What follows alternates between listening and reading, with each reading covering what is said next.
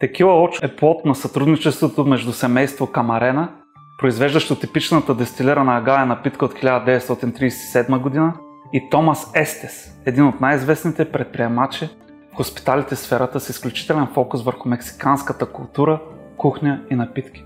Той започва с отваряне на първия си ресторант през 1976 година, като днес е собственик на множество дистинктивни мексикански ресторанти в САЩ и Европа, позиционирани в премиум сегмента. Очо, или в превод 8 или осмица, е занаятчийска текила, направена по старомодния начин. Тя е единствената текила в света, която изповядва философията на производство от един единствен парцел в една единствена реколта.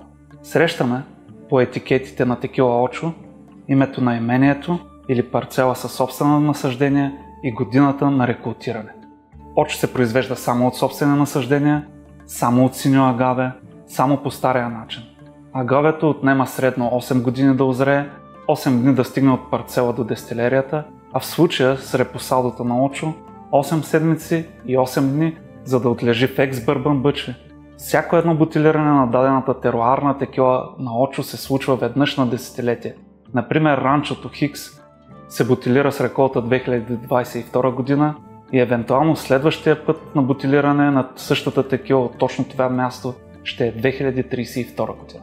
Текилата разкрива нюансите на теруарите на Очо, обединени от стила на производство. Традиционни, бавни методи, разкриващи пълния потенциал и дълбочина на зрялото агаве.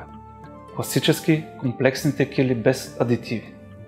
Очо репосадо или отпочинало е агаве произведение, което идва от едно единствено място, от една единствена реколта, от собствени насъждения синьо агаве. След събиране на прясната реколта от агаве следва изпичане в традиционни зидани пещи, като се нагрява бавно до 80-85 градуса Целзий и агавето се изпича в продължение на 2 дни. То остава в пещите да изстине естествено още едно денонощие, като първоначалният сок, събиран в пещите в първите 8 часа от печенето, се изхвърля заради типичната му завишена горчивина.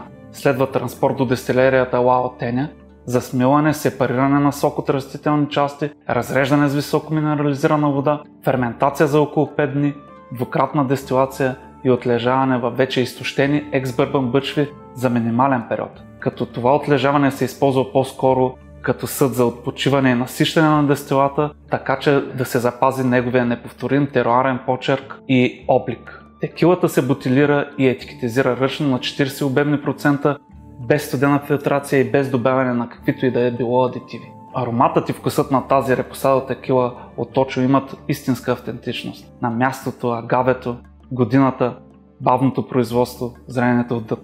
Профилът разкрива печеното агаве, ванилия, канела, печен ананас, лешници, цитруси, минерали и землисти нотки. Богато обемист вкус, мек, топъл финал и минерален послевкус. Изключителна текила от Очо и Ла Отеня.